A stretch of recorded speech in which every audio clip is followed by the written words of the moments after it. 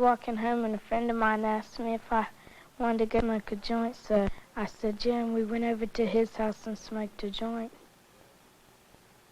What'd you do after that?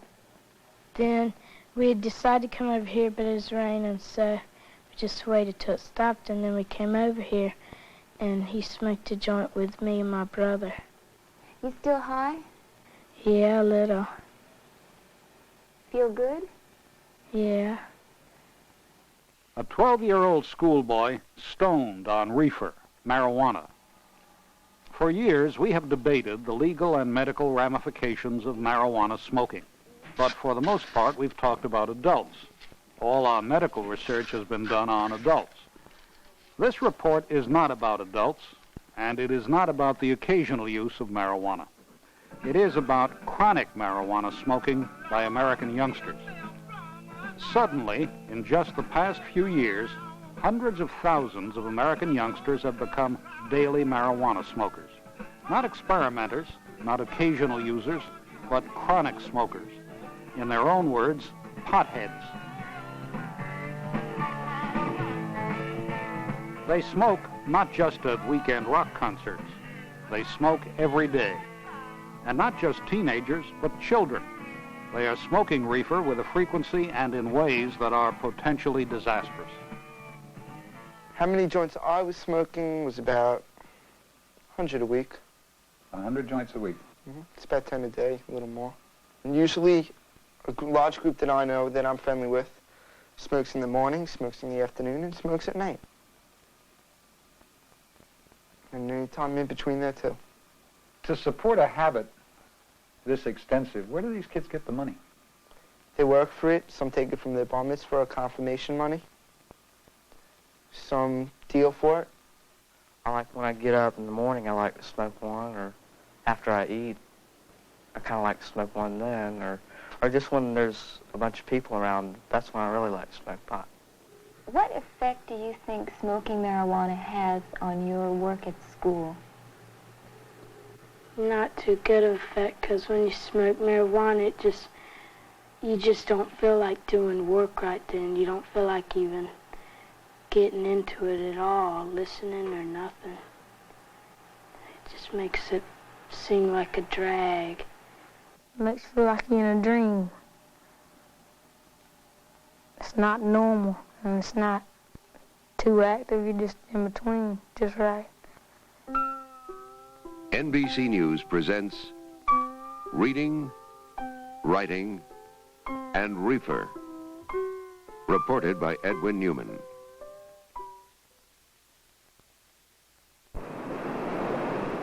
Brian lives in Florida, but there are children like Brian in almost every American city. Children who, even before they enter high school, have become veteran marijuana users. How old were you when you started smoking regular? About 8.5, 9. How often do you get stoned? Almost every day. How does it make you feel? Good. I just feel relaxed, you know.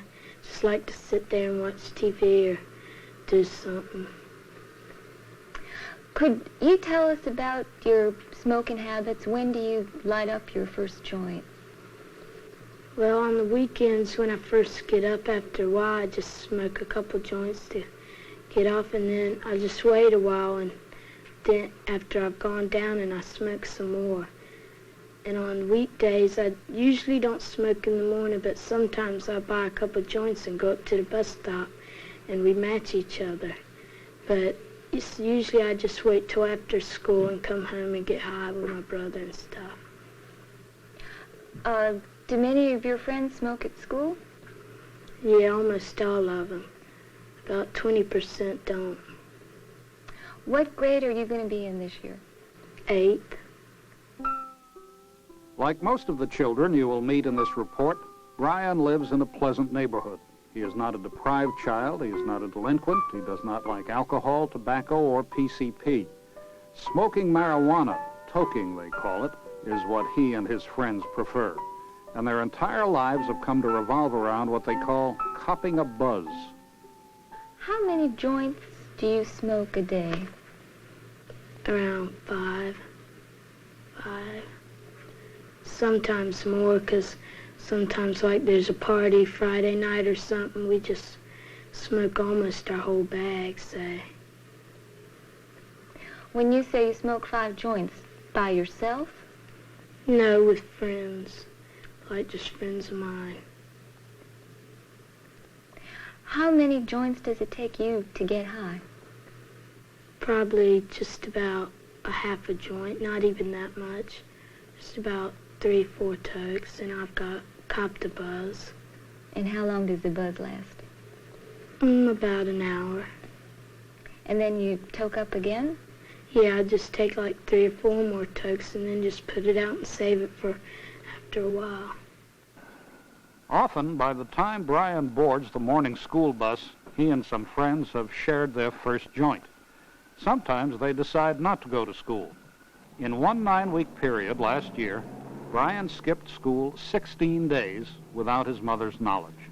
He spent those days stoned on marijuana. There was a time when Brian was an excellent student, interested in school. That has changed.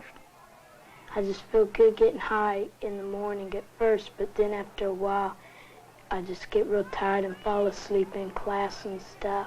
I feel it has made him sort of forgetful and just not really caring like he used to. But now that I realize that he smoked some before school, now I can really see why his grades have gone down. What happens if you're sitting in a classroom high and a teacher is giving a lecture? I just sit there. I listen, but I don't remember it after she said it. So she said something, and she'll call on me to answer the question. I'll say, what? What? They are using it often, every day, and many times throughout the day. And I, to be honest, didn't even realize how often my own son was using it till this interview. Experts like Dr. Robert DuPont believe that many adults are not aware of the extent of their children's smoking. No, they're not. And I think this is a very sad fact. Over the age of 25, the levels of marijuana use fall very dramatically, and over 30, they fall to practically zero in the total population. So that people who are adults don't see very much marijuana use and are utterly unaware of both the extent of it and the rapid increases that are going on in marijuana use. You see it going on all over the country right now, involving schools, involving parents, everybody. People don't want to see the problem. They don't understand it. They try really hard to understand it, but they don't know what's going on, and it's hitting them really hard, What is going on? Their kids are out getting high. Dr. Johnston, your annual surveys of American high school seniors show a steady rise in the number of students who are daily habitual smokers of marijuana. Is that trend continuing? What do your 1978 figures show? Yes, it is continuing. We're finding that among the most recent high school class, 1978 seniors, that about 11% are reporting daily or near daily marijuana use. And this figure is up considerably from an earlier class, 1975, where the comparable number was about 6%. So the number of daily users has nearly doubled in 3 years. What that University of Michigan study means is that nationwide, 11% of all American high school seniors were smoking marijuana every day. Those are just high school seniors. An official government report says that in 1977, more than 4 million young Americans, ages 12 to 17, were what the report called current users of marijuana. It's no longer uncommon for 12-year-olds, 13-year-olds, and even younger people to be using marijuana on a regular basis. I think it's important that during this same period where we've been observing a constant increase in marijuana use, the proportion of young people who are involved with other illicit drugs has remained very stable, almost exactly where it has been over the last 4 years. Lisa is 15 now, but she has been smoking marijuana for a long time. When did you start smoking regularly? In the 7th grade. How much did you smoke? About 4 or 5 joints a day.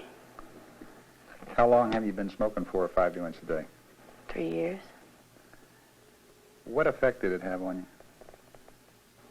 I like the high. What was it about marijuana that made it so important to your life? When you get high, you mellow out a lot. You forget about your problems, school, tensions. Do many of the kids smoke as much as you do? Mm-hmm. Chris attends the same high school as Lisa in a suburb of Atlanta, Georgia. He became a marijuana user at age 11.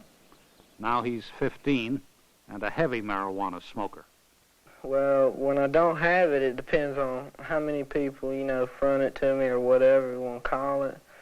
Like, when I don't have it, I smoke between 10 and 15 a week, not including Friday nights and Saturday nights. And then when I got it, I smoke twice that much. You smoke 30 joints a week if you have a bag of your own? If I got a bag of my own, it's usually gone in 2 hours. Why do you smoke that much? What do you get out of it? You just like the high? Yeah, it's nice. It's a nice feeling. You can sit back and relax and listen to the music and have your fun. Like, you smoke your first joint, and if you've been smoking it a long time, then you get your buzz, going.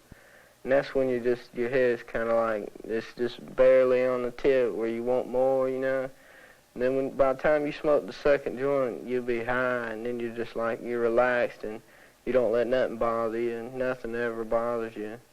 When you're normal, every little thing, could bother you, but like when you're high, you don't let nothing bother you, let it pass by. Seriously, how has it affected your grades? Well, my grades were all right till I hit the 7th grade, and that's when I started getting high, too. The highs are more important than the grades, more or less. What do you want to be when you grow up? I don't really know. I had no idea. But you want to be a marijuana smoker? Yeah. Whatever it is. I know I'm going to be that. So he went into his father's room and killed his father with the axe. And then, when his mother stirred in her sleep, he killed her with the axe.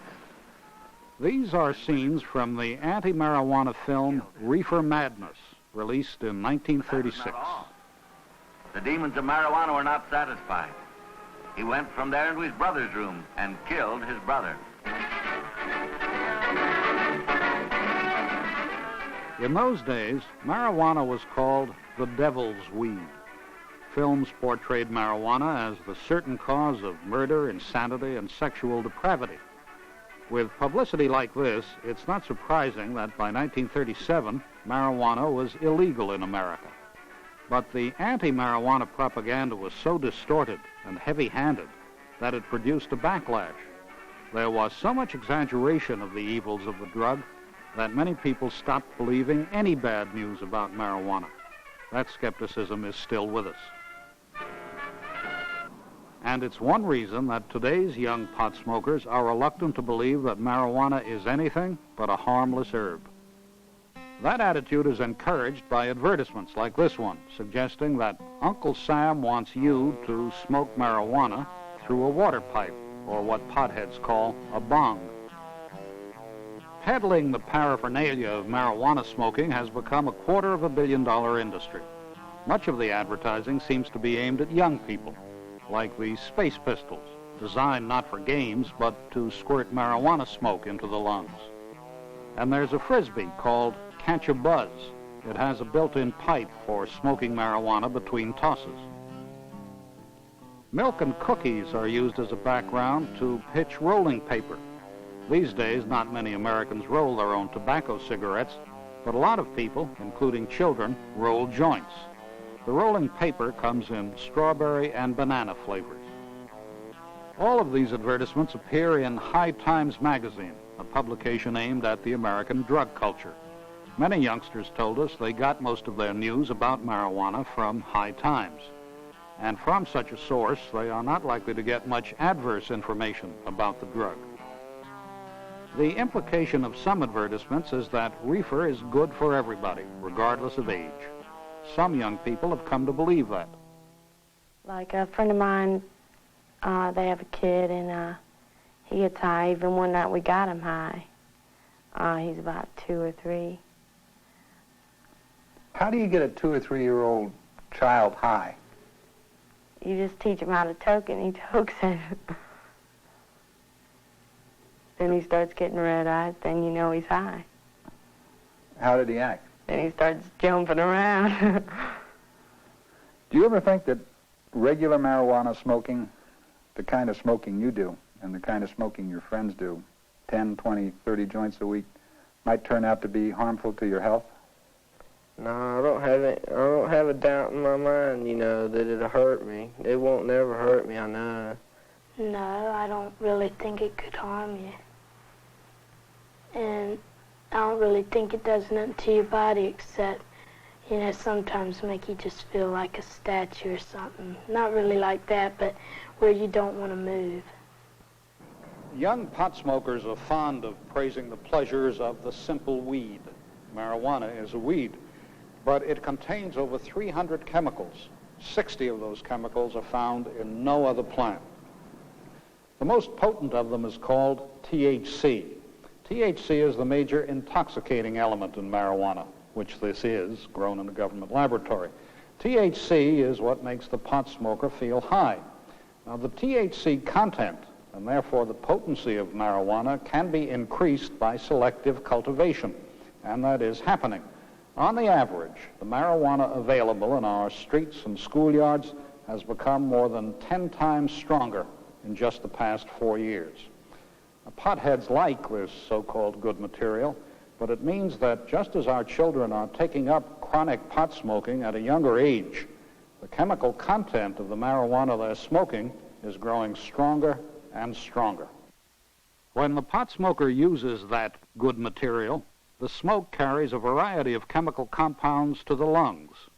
Within seconds, the THC begins to circulate throughout the body, carried by the fatty particles in the bloodstream. Almost instantly, there is an effect on the brain. As with alcohol, the human thought process is chemically altered. This state of intoxication is what getting stoned is all about. Along with the intoxication, the heartbeat increases dramatically. This is why many scientists believe that no one with a heart condition should use marijuana. Unlike alcohol, the THC from marijuana remains in the body for a long time. Up to 3 days after you've smoked a joint, half the THC is still in your body, where it tends to accumulate in the reproductive system, the brain, and other vital organs. Just how long the last traces of THC remain in the body, no one knows. The more you smoke, the greater the accumulation. That may be one reason that heavy smokers seem to develop a tolerance. They have to smoke more marijuana or stronger marijuana in order to feel high. But what concerns scientists are the potential long-term effects of THC accumulating in the vital organs. No one knows what those effects will be, but many scientists are particularly concerned about the chronic use of marijuana during the formative years of childhood and adolescence. Dr. Sidney Cohen of UCLA is among them. Dr. Cohen, are you more concerned about marijuana use by young people than you are about marijuana use by adults? Yes, I am, and especially for the following reason. Not only do they have longer periods of time to be exposed to marijuana and therefore possibly harmed by it, but youth is a time of learning how to deal with life, how to cope, how to deal with stress, how to manage anxiety. If you don't learn it then, when do you learn it? Are you saying then that marijuana would stand in the way of young people going from adolescence to adulthood? To psychological adulthood, yes. And this can be dangerous. And this is why I'm particularly concerned about very young people, and we're hearing now of 8-year-olds and 9-year-olds becoming over-involved in this drug. Young people themselves are discovering at least one effect of chronic smoking. They call it being burned out. The first symptoms are a drastic change in the way marijuana makes you feel. when I first started getting high, I'd be laughing and everything. But lately, you know, I just get kind of mellowed out and I don't say much. I become real quiet and everything. And I don't know if the high, I guess I'm kind of sick of the high. Well, usually a new smoker, you know, is real active, tries to make everyone laugh at them, and is always talking and moving around doing something. But the people who've already smoked or burn out, they just like to sit around, watch TV, or they don't like to do much. What stage are you in? Just sitting around stage. I don't do much. I just sit around, pick something to eat. It just makes me drowsy and just like to sit there and not move. Say I'm thirsty, I'm just so plumped out, I don't even want to go get something to drink. You are high, but you don't consider it as high. You know, it's just another thing. And you'd have to smoke more of it once you've smoked it a while than you would if you just started smoking it. Like, instead of one joint, it'd take 2 or 3 joints. So. Is that why you smoke more now? Yeah. The young man we're talking to spends a lot of time just sitting and listening to music. Keith is 16. He's been a daily marijuana user for more than a year. Now his friends call him burned out. Being burned out, that's just, you don't get high when you smoke it, or you just acting kind of really dumb, you know. Somebody, they'll talk to you and you don't hear them or you don't pay attention to them. That's when people start calling you burnt out. You have trouble with your memory? Yeah, you forget what you're saying. Who told you you were burned out, and why did they tell you that? Just my friends clowning around, you know, they're saying, "Oh, you're burnt out," you know. What were you doing that made them say that? They'd be talking to me, and I'm just not paying attention and not realizing that they were talking to me. I've seen this too, and it's entirely possible that youngsters who smoke lots of good pot over long periods of time sustain some mental impairment which is not completely reversible. It may go on for months, and there is a suspicion that some of it may be permanent, so that they're not as keen, as sharp as they were previously. This may not be perceived by the youngster. They say, "Hey, burnout, you know, we're talking to you." But I don't consider myself ever being burnt out. I don't know, you know. They may say that I am, but I don't. Have you ever seen other people who you think are burnt out who don't think they're burnt out themselves?